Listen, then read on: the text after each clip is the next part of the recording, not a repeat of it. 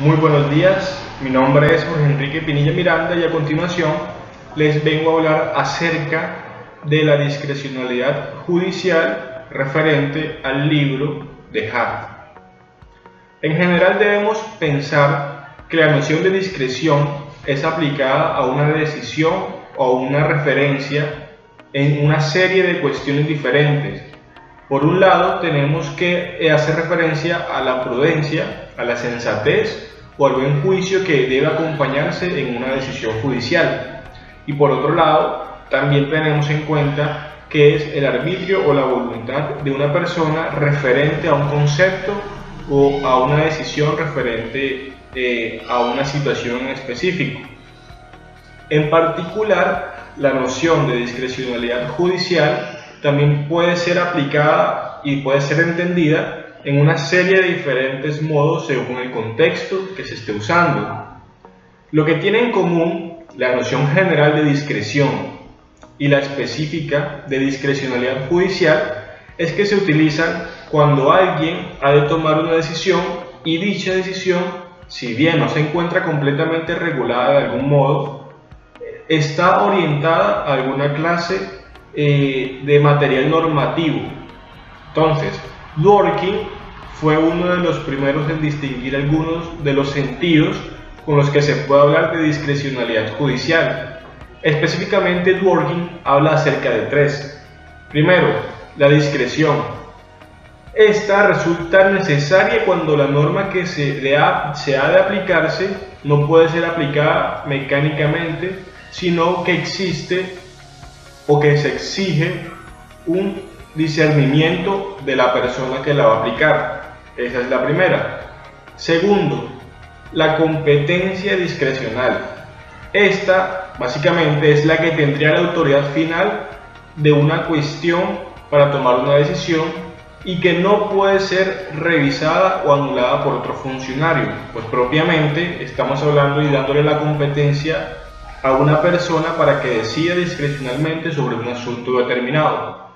Como tercero tenemos la discrecionalidad propiamente dicha, que según este es el fuerte de Dworkin, y esta hace referencia cuando un juez con respecto a algún problema toma y su decisión no está completamente vinculada por estándares o impuestos por otra autoridad jurídica, él asume su responsabilidad y de esta forma toma una decisión.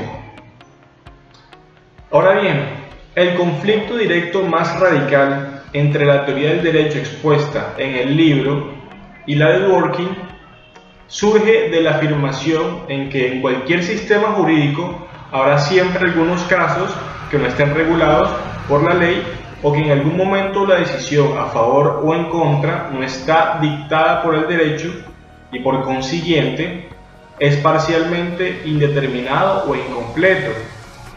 Por tal razón, Dworkin afirmaba que en los casos difíciles los jueces no actúan discrecionalmente, y esto no quiere decir que ellos, invocando tales principios, tuvieran las cosas claras para resolver los casos determinados en sentido.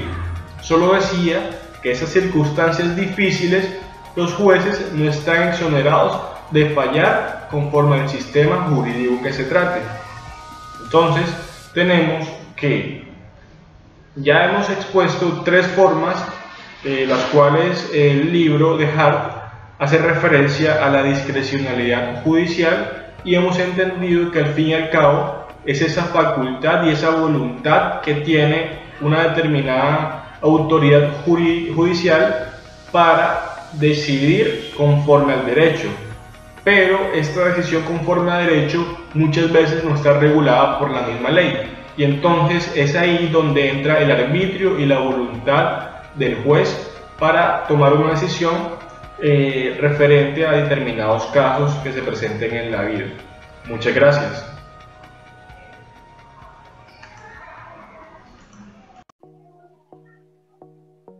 Bueno, muy buenas tardes, días y noches.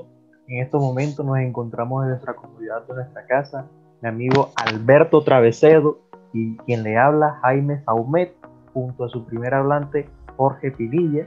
Como él ya les manifestó acerca de unas aproximaciones de Dworkin, Nosotros hoy les vamos a hablar sobre cómo se parece la literatura al derecho.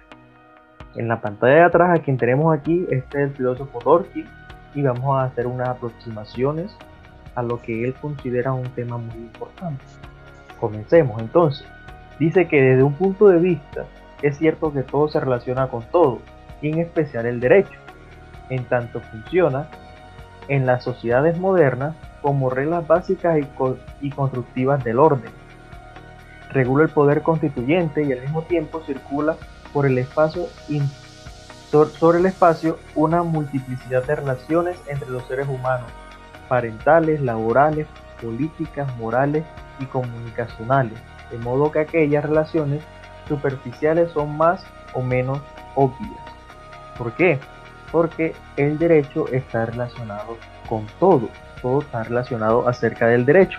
Pero entonces nos manifiesta que lo que importa no es otro tipo de articulación, una articulación interna, como la denomina Van Grondum, que permite descubrir notables analogías en procesos de reproducción discursiva en el derecho, por una parte de la literatura en sentido amplio, incismo, y por otra. Es decir, que el derecho, en su función más notable, no es más aquella que no solamente regular a la sociedad, sino de comprender una legislación narrativa que dé un inicio, una causa y una resolución del problema. Sin embargo, se organiza como discurso, del mismo modo que el relato, la crónica o la narración se optimizan como discurso, y pasada la autoridad de cosa juzgada, esto es, de devenida irreversible por algunos de los efectos funcionales que el derecho acoge como demanda técnica, constituye la realidad jurídica de modo muy semejante a la novelística, constituye la realidad de sus funciones, o la crónica de la crónica, el privilegio de algún dato, destacar otro, hipotetizar un tercero. Es decir, que el derecho, más allá de percatarse como una literatura escrita, se fundamenta en el discurso como una narración o una crónica de relatos encaminados a la realización jurídica de las leyes y su aceptación en la sociedad. Entonces, de ello se sigue que la decodificación del mensaje por parte del receptor o el establecimiento de sentido acerca de las palabras o textos parte del intérprete no sea operación de resultado unívoco como ocurría en las operaciones matemáticas. Los mensajes de los textos nos dicen cualquier cosa, pero en muchas oportunidades nos dicen varias cosas distintas. Encierran diversos significados, todos plausibles. De ahí que la tarea de interpretar sea la mayor parte de los casos no solo la imprescindible, sino al mismo tiempo constitutiva del mensaje. Otras cosas fundamentales que nos expresa Dworkin es que la problemática expuesta hasta aquí no es solo una de las múltiples dimensiones del asunto que nos ocupa, cuyo tratamiento exhaustivo demandaría un intento diferente entre las apuntes. Se trata de relaciones establecidas entre sus textos que aparecen como objetivo de reflexión de los otros textos. Entonces, Ronald Dworkin, por ejemplo, ha escrito un célebre ensayo que se titula Cómo el derecho se parece a la literatura. Una extracción de la cita de él que le quiero comunicar es que nos dice: pongo pues que podemos mejorar nuestra comprensión del derecho si se compara con la interpretación jurídica con la interpretación con otros campos del conocimiento, en particular la literatura. Sostiene la tesis que los jueces actúan como narradores que tienen en su cargo producir un texto, ya sea de un comienzo con otros jueces que han escrito. El capítulo que a él le corresponde reproducir, le seguirán otros capítulos escritos, es una vez por otros jueces. Su libertad creativa de intérprete resalta así contada porque no puede ignorar el entretejido lógico argumentativo que se produce.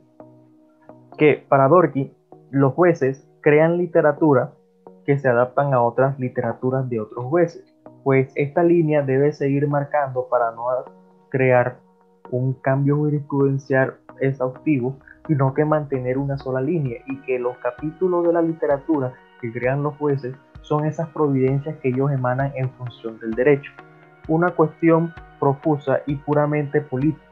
El ensayo de la referencia destacada existe entre la tarea del crítico literario y el jurista, primero que cuando el intérprete debe exhibir la literatura o clave de dirección que mejor manera le parezca. Es decir, que los jueces deben tratar de dictar su literatura como mejor le parezca. ¿Por qué? Para que sea entendible para la sociedad.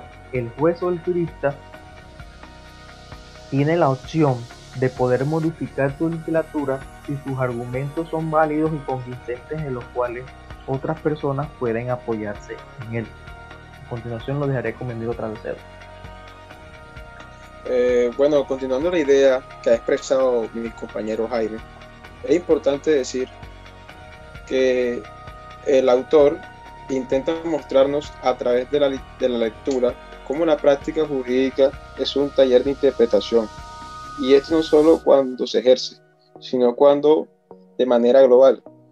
El autor, además de esto, habla de cómo mejorar la interpretación jurídica si la llevamos a otros campos del conocimiento, ya que es lógico que el campo vaya a ser la herradura para unir el derecho, pero la literatura es el arte de la letra que se usa como tal para dar sentido a una oración. Pues teniendo esto en cuenta, Dworkin dice que las leyes son enunciados, y esto parece ser descriptivos. Generalmente trata de ver cómo están las cosas frente a la ley y no cómo esto debe ser. Además de esto, dice que los defensores del derecho positivo considerarían el efecto como las proporciones legales que son plenas descriptivas. Además de esto, nos da un concepto de cómo debería ser, puesto dice que la ley que ella describe es cómo le gustaría ser o creer en eso, en lo mejor de los mundos posibles. Además de esto, también dice que existe técnicas de interpretación jurídica, en lo cual nos habla de la literatura que existe. Asume lo que ya había dicho antes, o sea, la interpretación para dar sentido a las palabras de una ley, en nuestro caso, puesto que nos dice que la interpretación es un instrumento de análisis jurídico, ya que existen muchos. Cuando se trata de derecho constitucionario, el autor nos dice que el artista, cuando crea su obra y luego hace la labor de crítica, al revisarla, no puede crear sin interpretar como los otros, como a cualquiera nos pasa al momento de hacer un escrito o hacer una reseña, puesto que es necesario interpretar lo que se está escribiendo, es lo que uno quiere dar a otro para que se pueda interpretar. Dworkin nos habla de la diferencia entre interpretar mientras se crea y crear mientras se interpreta. ¿Y cuál es la diferencia entre el artista y el crítico? Compañeros, creo que esta ha sido toda la exposición que mi compañero Jaime y yo, del cual hemos hablado. Le agradecemos mucho su atención. Esperamos que el video haya sido de su agrado. Nos despedimos con un gran abrazo y que tengan buen día, buena tarde, buena noche. Hasta luego, compañeros, que estén muy bien. Espero que hayan disfrutado la intervención y que haya sido entendida cabalmente. Muchas gracias.